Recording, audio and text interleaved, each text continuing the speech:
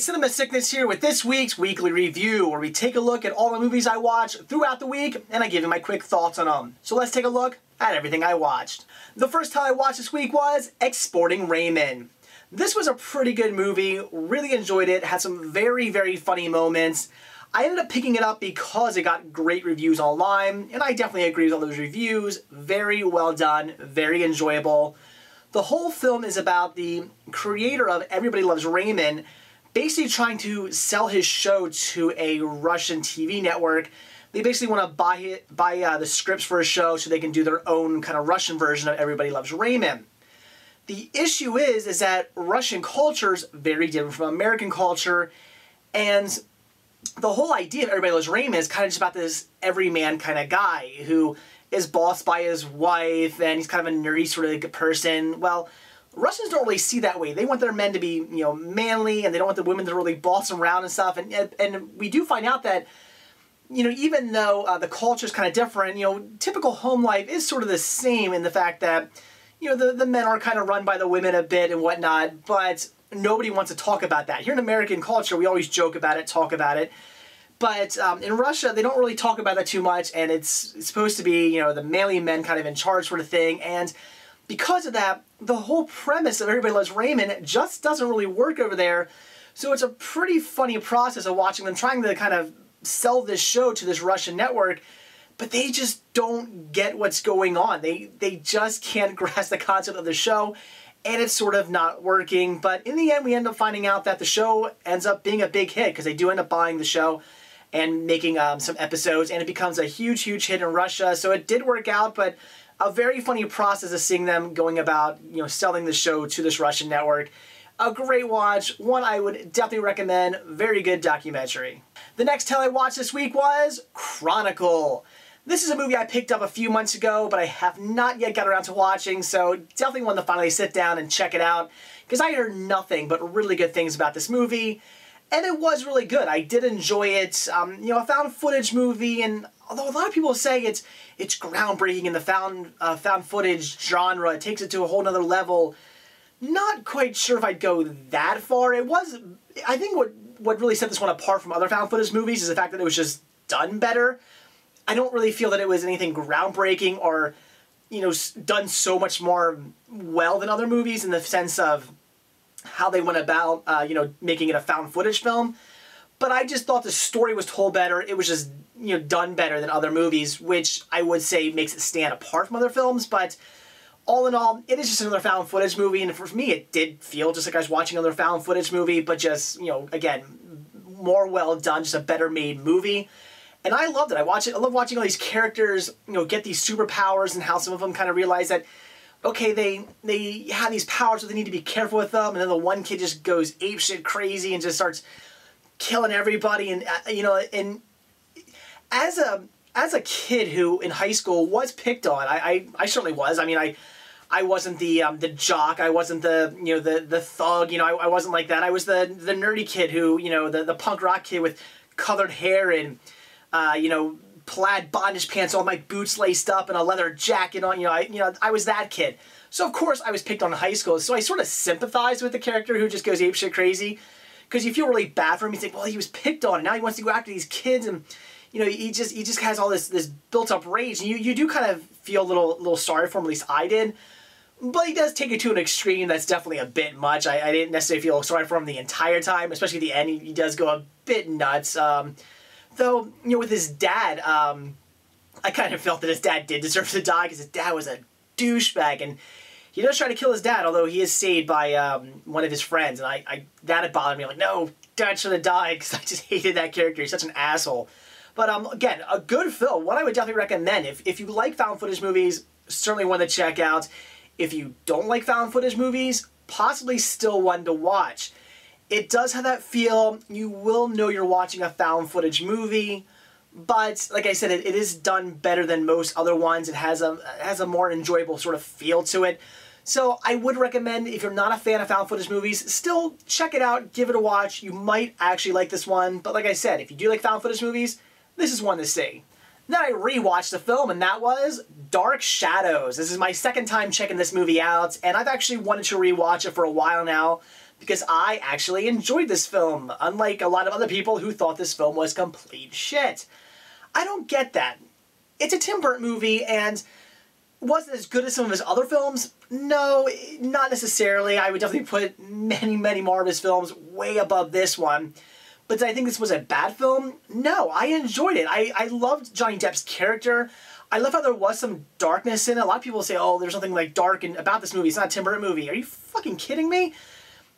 There's so much bloodshed in this movie, and there are a lot of like dark things. It might not be as dark as other Tim Burton movies, and you know, even though something dark would happen and they'll lighten up with something else, and there might be a lot more comedy in this movie than some of those other films, I still felt that there was certainly some dark tones of this movie, and certainly some things that made it really feel like a Tim Burton movie.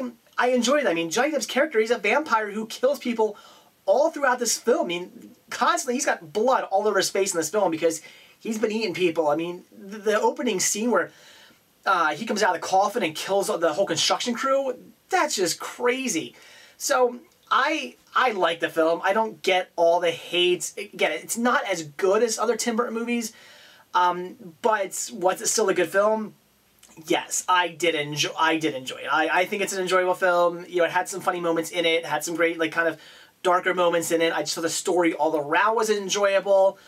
One of the things I did like about this movie, maybe this is another reason why I liked it so much, or like, at least liked it more than some other people, is because I remember in the trailers for it, I hated the trailers. I was so let down by the trailers for this movie where I didn't even want to see this. I thought, oh my god, Tim Burton, what have you done? Because the trailers just showed you all the really, really cheeseball, horrible jokes. It was just one trailer of the worst jokes from this movie. And even jokes that did work in the film, but taken out of context and make them look even worse than they were. That's all the trailer was. So I just thought this was going to be just campy and horrible and cheesy and just bad. But when I saw the movie, I realized, okay, those jokes are very far and few in between, and even some of the ones that looked really bad in the trailer actually worked when actually put in the context of the film. So again, I like the film. I don't get all the hates. It's one I enjoy. The next title I watched was a blind buy that I picked up this week, and that was City Island. This was another film that I certainly did enjoy. It was definitely, it had more of an artsy sort of feel, but I really liked the story of this family who has kind of a bunch of secrets. You have the father who wants to become an actor. You have the son who he wants to basically pursue heavyset women. He's a big fan of heavyset women. You have the daughter who is going to college, but she ends up getting kicked out because she was smoking pot and is now a stripper, but she's trying to hide that from her family. This mother, you know, she's got things where she's, you know, smoking and all kinds of issues on her side. Lots and lots of things throughout this family. And one of the great parts of this movie is the fact that the father, right now the job he's working is he's actually he's basically a prison guard, and he ends up coming across this guy who goes into prison, and turns out it's his son. So he ends up working out this deal where he basically takes his son out of prison, has him come stay with him, and now they got this convict living with them, and they don't realize who he is until the end of the movie. And in the movie we find out that, or in the movie that everybody finds out that he's actually his son, although we know it from the very beginning. But again, there's this convict living with them throughout this movie, and they don't really know why did the father bring them home, and just a lot of craziness going on with this family. It has a lot of really funny moments. Again, I love the family dynamic in this. It's just such a dysfunctional family, and I love that everybody has their secrets that all come out at the end. So a great, great watch. You can get this right now for, I believe this is still $4 at Target, so I'd recommend picking this one up and checking it out. Then I finally watched Journey to the Mysterious Island. This is one I've been wanting to see ever since I picked this one up also a few months ago, because I actually did really enjoy Journey to the Center of the Earth. Yeah, it's a campy, family-friendly PG-13 adventure movie, but it was a decent movie. I did enjoy it, and even though it does star Brendan Fraser, which I have this strange love-hate relationship with him, I think he's one of the worst actors to ever exist. However, I love his films. Go figure, don't really get that either. But I did really enjoy the movie, so I certainly wanted to see the sequel, and it was more of the same. I would say if you've seen Journey to the Center of the Earth and you liked it, check out Journey 2. You're going to get a very similar movie, and it is a direct sequel. We have the original kid from Journey to the Center of the Earth coming back in this one. It's a good movie. It's again, it's nothing special. It is just a PG-13 campy, family-friendly adventure movie, but There's nothing wrong with that. It was fun. I enjoyed it. The Rock was great in it. He had some funny moments. I love The Rock. Big fan of him in movies, whether he's being an action star, being in a kid's movie. I don't care. It's The Rock. Love him in films. Though Vanessa Hudgens in this movie, though, you know, I'm not sure how old she's supposed to be in this movie. And the reason why that bothers me is because I know the son in this movie, the kid in this movie, he's supposed to be 17. I'm going to hope Vanessa Hudgens was supposed to be at least 18 or older, because the filmmakers, constant shots of her breasts and her butt, her midriff, just over and over and over again. It was funny to watch the camera kind of come in at points and their heads are like up here, and, you know, Vanessa Hudgens' breasts are right here, and the camera kind of comes in right at her breasts, and, you know, their heads are kind of up out of the shot a little bit. Things like that a lot. They really were pushing the kind of the sexiness for her. They really wanted to be like, hey, she's got boobs, and she's wearing a low-cut shirt, and she's wearing low-cut pants, you know, or low-cut shorts. They really wanted to throw that out there, which I don't necessarily have anything wrong with. I'm not necessarily complaining. She's a very attractive woman, but it kind of made me go, oh, God, I hope she's not supposed to be 17 too, because then I kind of feel really weird thinking the wrong things about her while watching this movie. And kind of, you know, I thought it's kind of wrong of the filmmakers to be zooming in on these parts of her body when, you know, maybe she's supposed to be 17. I'm pretty sure they don't ever say how actually old she is in this film, but I'm going to hope 18 or older. But anyway, it was a good movie. It's nothing special. It's nothing to write home about. It's not the greatest film I've ever seen, but it was an enjoyable PG-13 adventure film. Then I watched another blind buy that I picked up this week, and that was Solitary Man. I thought Michael Douglas did a great job in this movie, just playing a guy who kind of, he gets a scare with his heart. There's apparently something that might be wrong. And instead of going back to the doctors to ever find out if anything is wrong, he basically just kind of says, fuck life. And he starts banging chicks, and he takes this huge risk. He's apparently a really good car salesman, but then he takes a risk where he's like selling like shady cars, and ends up becoming kind of a laughingstock of the whole like car dealership like community. Loses his job there, and he's just not doing very well now because, again, he kind of just gives up on life. And although he's having fun banging all these young women, because he's, I guess, in his, 60s, and he's banging like 18-year-old women, yeah, he's having fun doing that, but it's not really working out for him too well, because his family's not really liking what he's doing. He really does miss his wife, who they end up getting divorced because, again, he's going out banging all these chicks and cheating on her, so they end up getting divorced. But he really misses her, and, you know, just, it's kind of all a facade. He thinks he's happy because of what he's doing, but it really turns out that he's not all that happy with his life, and he kind of wants things to go back to the way they were. He just wants to be normal again, and not be out banging chicks and not caring, because he really deep down does care about his life. And it's a great story about watching him go from, you know, again, this guy who doesn't really care and he's out just having fun, to kind of going, man, you know, yeah, this isn't working. I'm screwing up my life even more than I already originally did. And it's just a great, well-told story, a good drama with some very funny moments in it, and one I would definitely recommend checking out. Don't really have too much more to say about it than that, but it was a fun movie. And this is another one you can pick up right now for $4 at Target, so I'd say go out, pick it up, and check it out. Then I definitely had to watch A Kid in Aladdin's Palace, the sequel to A Kid in King Arthur's Court. This is one I've had in my collection for a little while now. I actually had it on VHS, then I replaced it a while back on DVD. Never got around to checking it out, and I did recently just post a picture on Instagram where I showed this and my Kid in King Arthur's Court DVDs and said, wow, I really need to get around to watching this. And some people said, yeah, you really should check it out. I really can't recommend this one. It was pretty damn bad. Everything from the horrible, horrible, horrible special effects to the many times I saw the red boom mic coming into the shot. Things like, there's a scene where he's going to basically swing across his gorge with fishing line. Well, the entire time, you basically see him throw this fishing line, and then the rest of the time you see him with this huge thick rope in his hand. Even once he lands, he still has this big thick rope, and it's like, am I not supposed to notice this stuff? I'm going to. Just cheese. The story wasn't very good either. You know, A Kid in King Arthur's Court, I love it. It's a really fun, family-friendly Disney movie. It's nothing great, but it's a fun movie.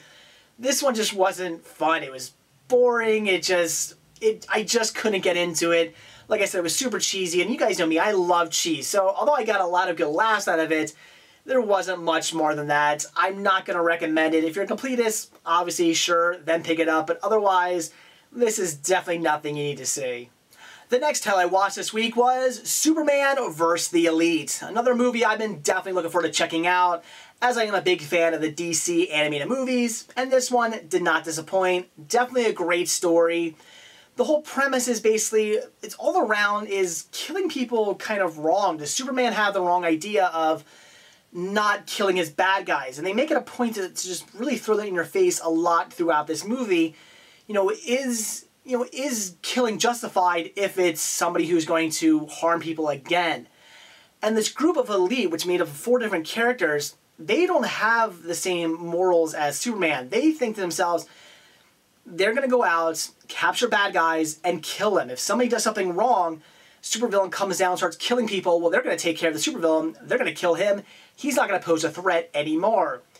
Unfortunately, Superman just can't live with that. That's not the way he goes. Superman, you do something wrong, he catches you, takes you to the police or whoever, and the judicial system, they deal with you. Whereas, again, the elite just doesn't seem that way, and they're butting heads throughout the entire movie, and Superman has to put a stop to them because they're going around killing people. Yeah, they might be killing bad guys, but that's not the point of Superman. The point is, you just shouldn't be killing anybody, no matter what they do. The only issue, though, is the elite actually definitely poses a threat to Superman. They're pretty damn strong, and they could possibly take Superman out, and he's really got to be careful with this group, and it's about, him going against them, and the struggle with, these 2 groups butting heads, and who's going to win this great big battle.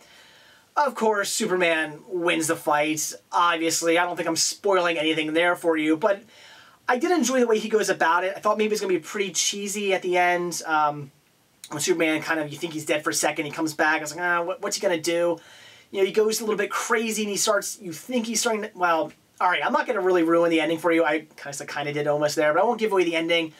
I'll just say, it wasn't done as cheesily as I thought. It may be a little cheesy, but it worked. I didn't see how Superman kind of got away with what he was doing and went, oh, jeez, really? I kind of went, no, okay, that works. So I did enjoy the ending. All in all, a good movie. If you like DC animated films, it's certainly worth checking out. Though, be warned, if you've read the comic book or you watch the bonus feature on here which talks about the comic book, you're going to realize this story differs quite a bit, and that the comic book story is a hell of a lot better. I never read the comic book, even though I don't have anything wrong with the comic books. I do, the comic books are fine, I enjoy them, sure, but I don't really read them. I was kind of sad to learn about what the comic book story was and find out that it seems to be so much better and so much more in depth, and the story just seems to be a million times better than what we get here in this only, 74-minute movie. This should have been a 2-hour movie that really stuck close to the actual comic book story. Had they done that, this would have been absolutely brilliant. I'd be saying, everybody go out and buy this one right now. But they didn't do that. This is only kind of just based on the comic book story. It definitely seems to take some liberties, changes things up a bit, and that's a shame. Don't get why they did that. If they would have, again, just stuck to this comic book story, they would have had an amazing movie on their hands here, as opposed to just another decent and well-done DC animated movie that, again, I'd recommend if you're into these types of movies, but it's nothing overly fantastic, just pretty good. So, all in all, I'd recommend checking it out, again, if you're into DC animated movies. And the last title I watched this week was J. Edgar. I wasn't disappointed by this. It was a good movie. I enjoyed it. Thought it was very well done. I'd certainly recommend it if you like watching dramatic, kind of biographical films. Though I was sort of hoping for something maybe a little bit more along the lines of The Aviator. I loved The Aviator. That movie is just so well told, so entertaining, just really ropes me in every single time I watch it. Whereas this one, it had some slower moments, some little bit more kind of dull, sort of boring areas. I wasn't really roped into this movie, although I thought it was good and I enjoyed it. It just didn't blow me away. I didn't think it was anything overly fantastic. I kind of understand now why when this movie was coming out, I remember hearing a lot about it. It was getting a little bit of hype. And then once it was put into theaters, I didn't really hear much about this. Not even when it got released to DVD or Blu-ray. Nobody was really talking about it. Whereas opposed to films like The Aviator, I remember people talking about that movie for the longest time. While it was in theaters, when it got released to DVD, Blu-ray, everybody was talking about The Aviator. This one I just didn't hear so much about, and I think I know why. It's because it just wasn't as well done. But regardless, still a really good story, really well-told story about J. Edgar Hoover. How much of it's true, how much of it's embellished, I don't know. There were certainly things in this movie that I've never heard about. J. Edgar Hoover, you know some of the things about, possibly being a cross-dresser, maybe a homosexual.